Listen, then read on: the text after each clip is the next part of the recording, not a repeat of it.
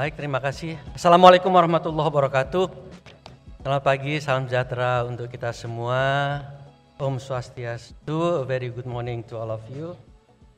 Yang terhormat Pak Hermawan Kartajaya selaku Presiden World Marketing Association, all my colleague from ASEAN Marketing Association, Excellencies, distinguished guests, ladies and gentlemen. First of all, I would like to express my sincere appreciation to Pak Hermawan for organizing this wonderful event. And again, welcome to Indonesia, welcome to Jakarta, to all of you from abroad. And allow me to pitch into languages, Bahasa Indonesia and English. And don't worry, all my slides are in English. Okay, we just watched the video, the Raja Ampat video.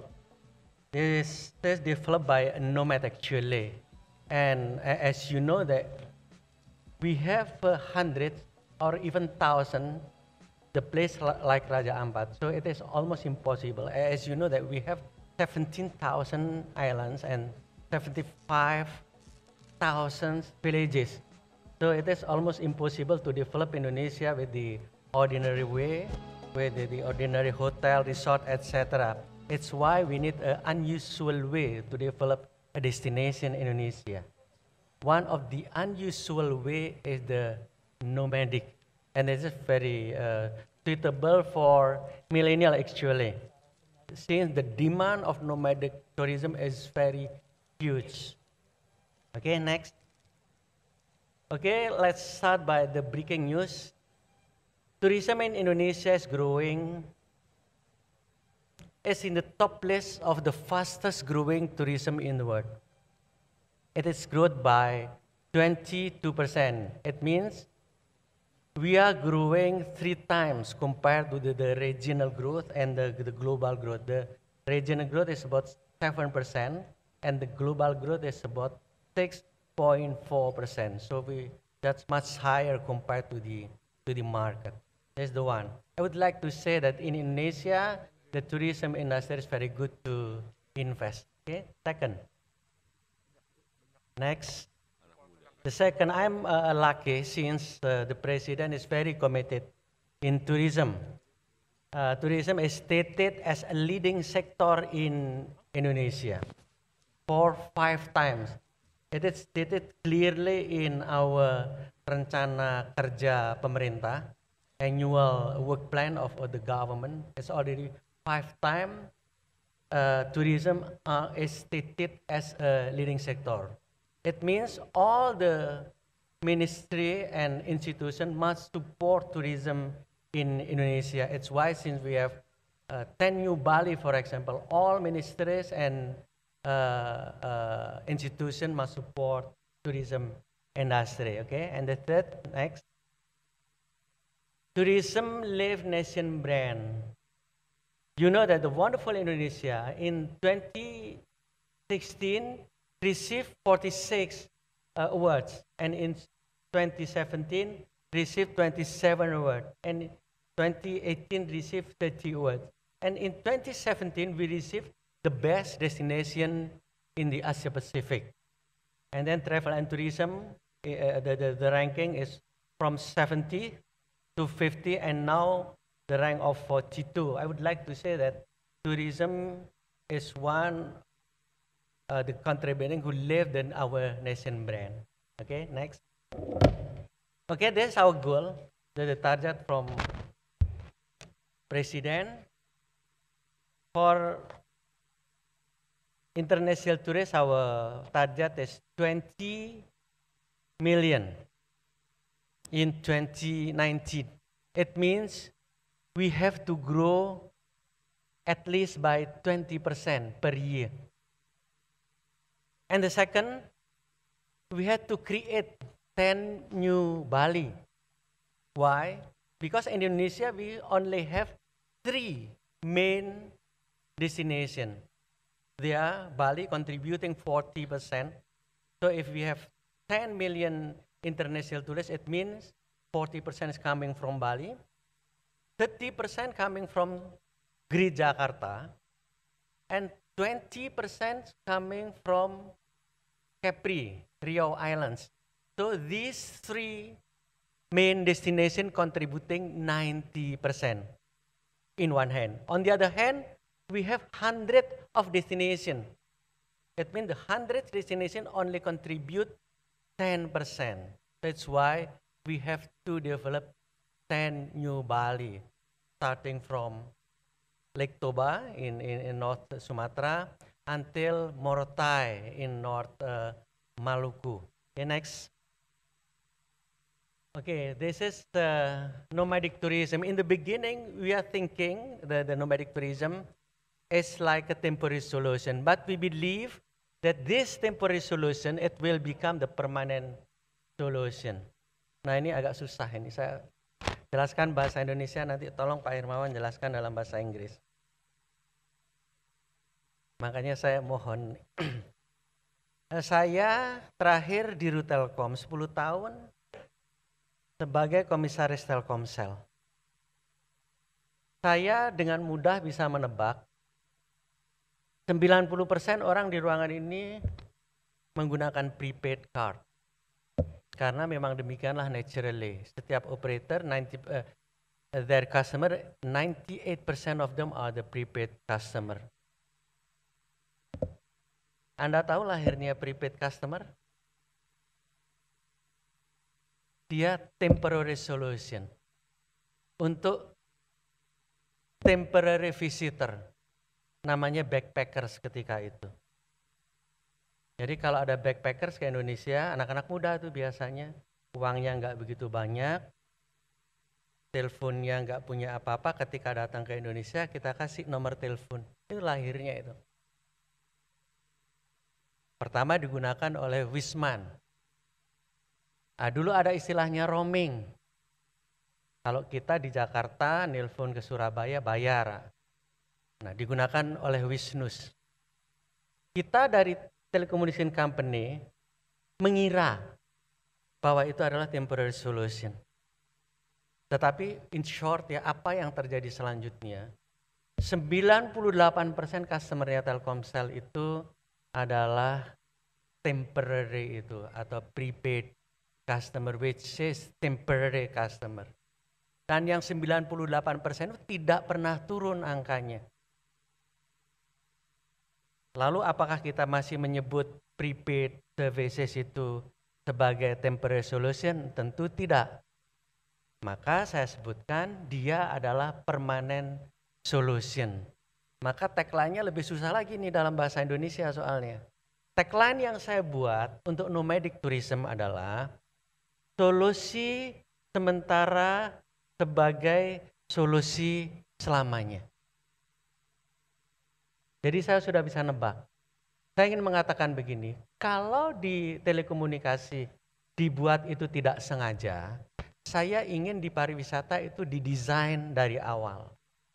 Nanti Anda bisa lihat, anak muda di dunia yang ingin masuk ke Indonesia sebagai temporary ini, atau namanya glam packer, itu jumlahnya 27 juta, 27 million the demand.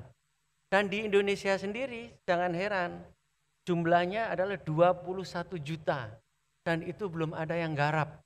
Nanti ada di presentasi saya ini, hanya ada 30 properti lokasi, hanya 300 yang bisa menawarkan nomadic tourism ini. Gitu ya. Susah kan? Bahasa Inggrisnya gimana itu tadi? Ini Pak Yunardi itu bahasa Inggris. Oke, ini saya katakan it's just similar like prepaid services in telecommunication world. We have three aspect here. The access, ada seaplane. So seaplane kita tidak perlu bandara. Kita punya ribuan pulau yang kalau menunggu membangun bandara itu akan sangat lama. Sehingga saya minta ke Kemenhub untuk seaplane dan sudah ada ini seaplane. Di Pulau Bawah seaplane. Nanti tanggal 8-9 saya ke Pulau Moyo tuh. Lady Di pernah ke sana. Nah, dari Bali ke Pulau Moyo itu pakai seaplane karena tidak perlu bandara. Tapi in short kita menyediakan transportasi yang temporary juga. Satu. Nomor 2, amenities atau accommodation-nya juga temporary. Oke. Yang ketiga, nomadic attraction-nya, live on board contohnya juga temporary. Nah, saya juga nggak tahu ini Pak Yunardi, Pak Hermawan, tolong carikan teorinya. Di prepaid card, Pak.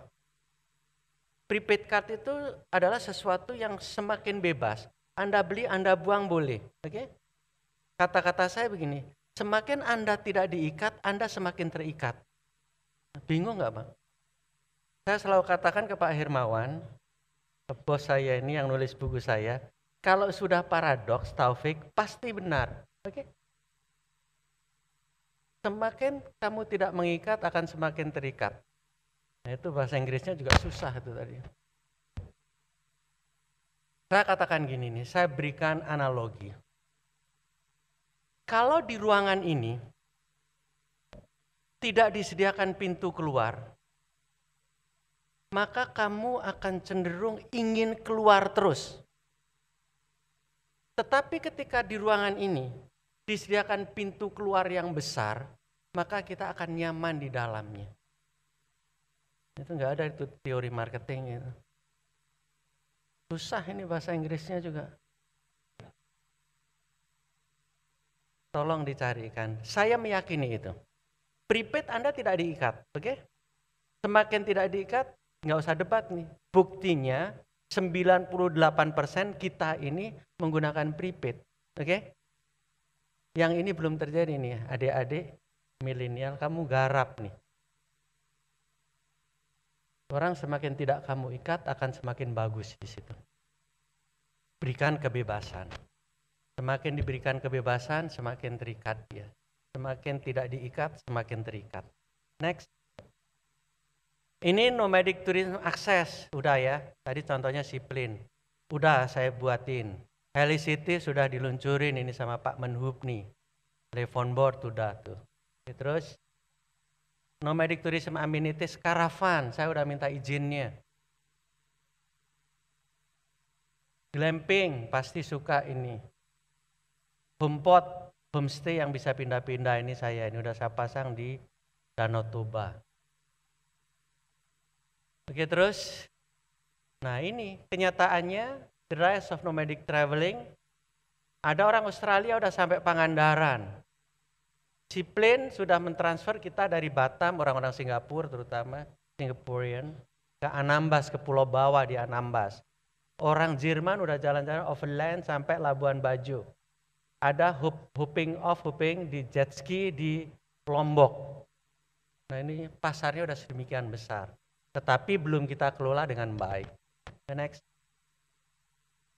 Nah ini Glenn Packer. Ini nggak datang hari ini. Ini Miss Earth ini.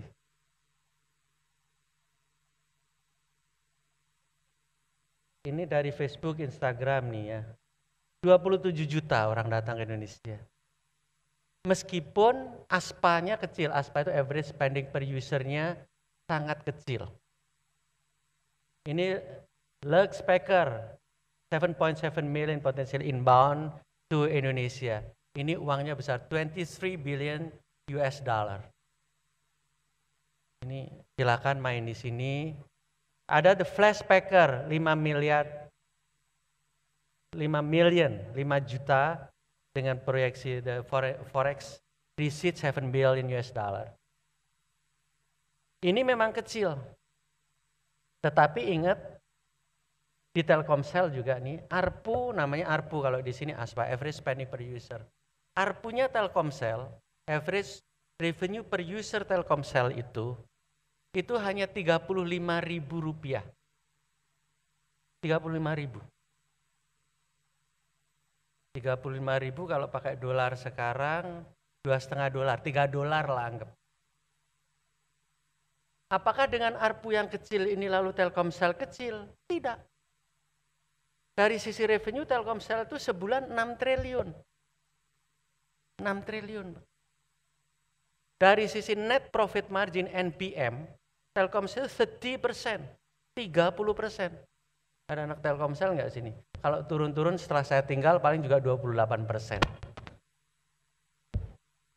Saya ingin mengatakan begini, ARPU yang kecil itu tidak berarti size-nya kecil, tidak berarti spread namanya, profit margin-nya kecil, dan sustainability-nya, growth-nya juga tinggi. Jadi tetap menarik terutama untuk anak-anak muda. Dan ingat hampir semua digital company itu yang penting adalah crowd-nya, number of the customer. Okay, next. Nah ini Indonesia the leading destination of digital nomad. Ini di vote. Ternyata nomor 1, betul ya ini, betul. Nomor 1 itu untuk digital nomad ini. Digital nomad itu you work, play, and leisure di digital nomad destination. Nomor 1 di dunia adalah Canggu, Bali. Ada Budapest, ada Chiang Mai, Bangkok, Praha, Kiev, dan nomor 10 Ubud. Jadi sudah mau orang di dunia datang ke Indonesia, terutama ini untuk digital nomad. Oke, next. Nah ini kita akan membangun 10 Bali baru. We are going to create 10 new Bali. Dan saya sekarang mengumumkan anak-anak muda terutama, yang tua-tua di depan nggak usah. Ini agak serius sumpah nih, kalau kamu mau membuat nomadic tourism di 10 New Bali, saya akan bantu. Di Danau Toba kita punya tanah 600 hektar, 602 hektar. Di Borobudur kita punya 309 hektar. Di Mandalika punya sekitar 1.200 hektar. Saya pasti akan sediakan untuk anak-anak muda. Yang menurut saya risikonya juga tidak terlalu tinggi. Misalkan kamu punya karavan misalnya. Kalau nggak laku pindah aja tempatnya gitu nanti. Atau glam camp. Nah ini kita akan start nanti bangun di starting in the 10 New Bali in implementing nomadic tourism. Okay, next. Nah ini tadi millennials nih. Untuk Indonesia ini kalau yang 27 juta tadi inbound from overseas, the domestic market 21 million will live out of living minimal. Nah milenial udah definisiannya tadi tidak mau ini, career status dan lain-lain, dia lebih seneng sesuatu yang experiencing. Okay, next. Sesuatu yang seperti inilah, lebih ke esteem daripada ke leisure. Menurut Pak Prof. Renat Kasali. Next. Inilah kira-kira milenial itu di dalam tourism, authenticity, social standing dan convenience. Okay, next. Nah, ini daripada banyak ngomong, ini saya baru resmikan ini. Sebulan yang lalu. Enggak sampai a month ago. Enggak sampai saya rasa. Ini Orchid Forest di Lembang, Cikole. Ini untuk yang muda-muda dulu ya. Yang mengelola umurnya di bawah 30 tahun. Jadi masuk generasi Pak milenial. Yang mengelola milenial, customernya juga milenial. Kamu tahu nggak ini? Sangat instagramable. Ya kan? Foto kamu yang jelek aja, foto di situ cantik pasti. Itu bahasa Inggrisnya juga susah. Lu hilang.